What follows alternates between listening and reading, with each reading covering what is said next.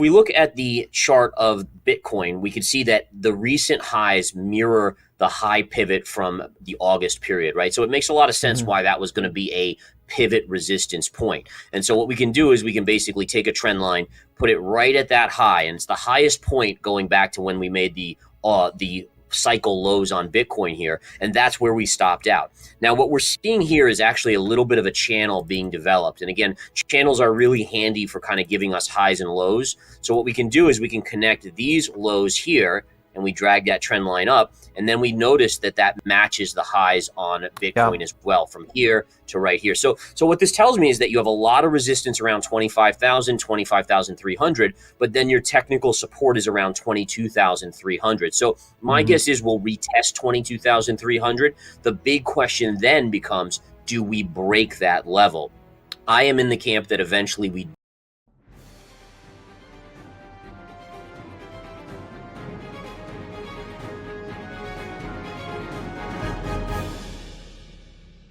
With March just starting, new Bitcoin moves may be happening soon. According to Gareth Soloway from the InTheMoneyStocks.com and VerifiedInvestingCrypto.com, there's more pain to come, with the 25,000 resistance level stopping Bitcoin from starting a new bull run soon. Most likely, we're going down to new support levels. And if that happens, it will open nasty possibilities for even more downside, stopping out a lot of investors. In this video, Gareth explains why he believes Bitcoin is still heading down and when that's happening, so pay close attention until the end so you don't lose your money. First, let's have a quick look at macro for the summer months. Yeah, I think through the early summer months, my guess is we will retest those October lows. But I think, again, the recession that everyone's talking about will eventually hit. My guess is likely in the second half. So kind of late summer, fall, maybe into the kind of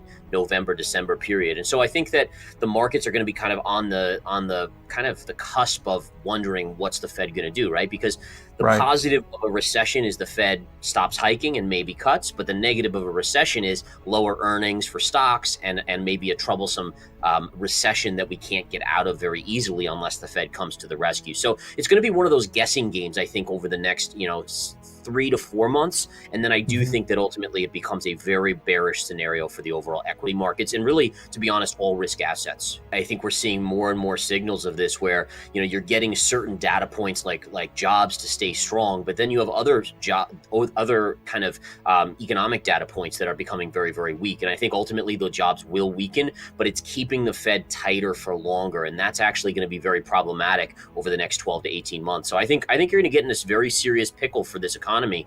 And I think you're going to see a lot of fear coming in later in the year and into 2024. And when are we going to get into a deeper recession? So this is my caveat to that, is that I do worry we're going to get in a recession that's not going to be a normal recession, right? We've just gone through 13 years, arguably, of an expansionary period with massive printing of money, interest rates essentially near 0%. And so to me, there's almost this scenario where we could now be stuck in a longer recessionary period than what we're normally used to. And again, part of that is the fact that if inflation doesn't come down to 2 or sub 2%, the Fed is not going to be able to lower interest rates back down to where they were for the last big boom in 2021. And so again, the question is, even if they drop, let's say they drop interest rates from 5% back to 3.5%, how does this economy continue to function? And I do worry that we get in this scenario where we're stuck for a multi-year recessionary period. And I've actually gone on record in saying that I wouldn't be surprised if the S&P doesn't make new highs for 5 to 10 years at least, maybe even more. As the older generations maybe don't invest as much because they have to use that money carefully for retirement, the younger generations now are splitting their money between crypto assets and the stock market, which means there's less money to go to the stock market. So it even lends even more credence to that idea that it could be a long time before the S&P 500 really makes a new all-time high.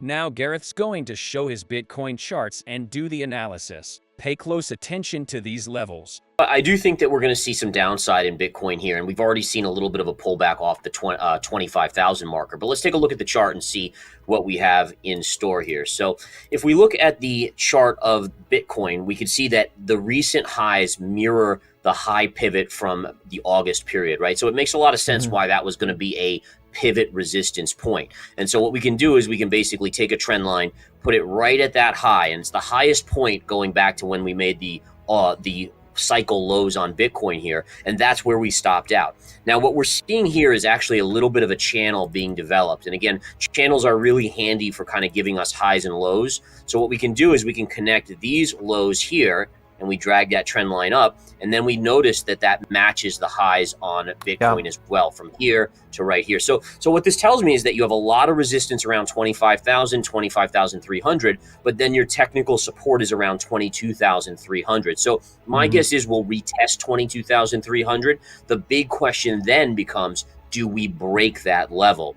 I am in the camp that eventually we do break that level and we trade back to about the 18,400 level, which was the midpoint here of this kind of W pattern bottom. So again, I am in the camp that we will see some trouble for the economy here over the next, at least in Bitcoin and the stock market, the next few months. I do think a retest of the October lows, which then brings Bitcoin back to about 18,400. I think that's what we're watching here, right? So you're absolutely correct, is that you're getting this consolidation in the charts, and that does seem to be a pivot point. And the reason it's a pivot point is that if we look at the daily chart, and I can throw my chart up again here to take a look, is we clearly see that this area here, that first kind of little topping area, that's right at 23.8.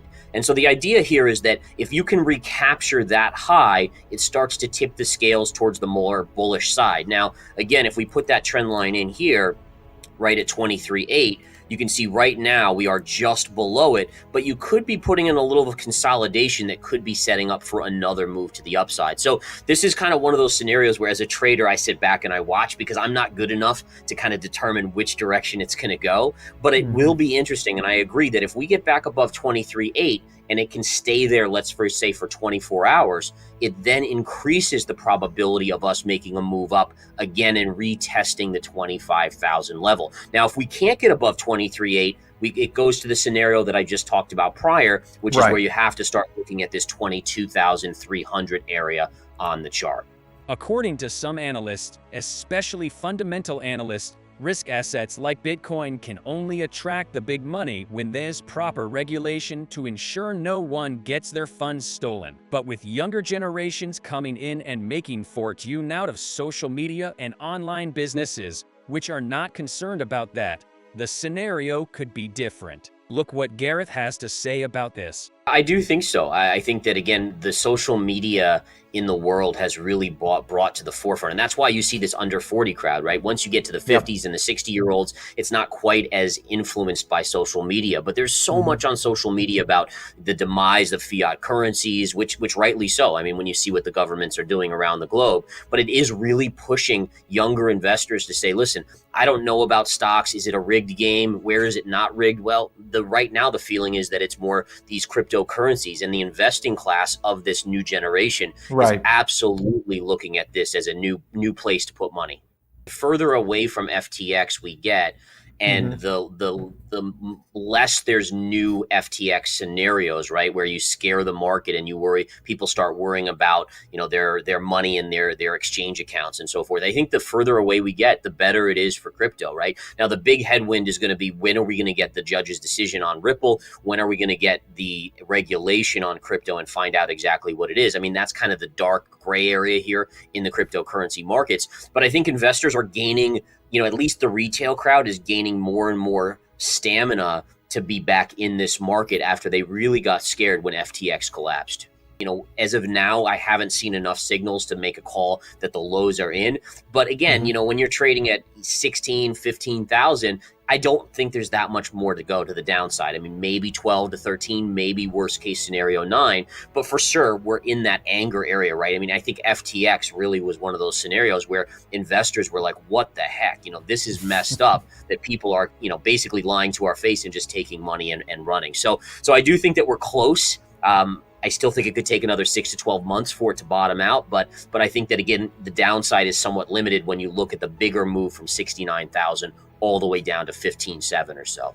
What about Ethereum? Is it still following Bitcoin's painful path? Yeah, so at least in the short term, we're kind of stuck in the same kind of parallel channel that we're seeing in the Bitcoin chart. And what I mean by that is if we kind of draw a trend line like this, we can bring this down here as well and notice that we're trending sideways to slightly up. Now, the one thing I think is a positive here in the near term, and this is just talking over the next few days to a week or so, is that we had this strong move up where we tested the high, and now you are consolidating. So there is a chance that we could make another attempt, just like with Bitcoin, at the recent highs. If we do that and we can puncture it, you then have the possibility of going up and retesting that 2000 level. Now, interestingly enough, the 2000 level was the highest point on Ethereum since the lows were put in, right? And that's going back to basically August of 2022.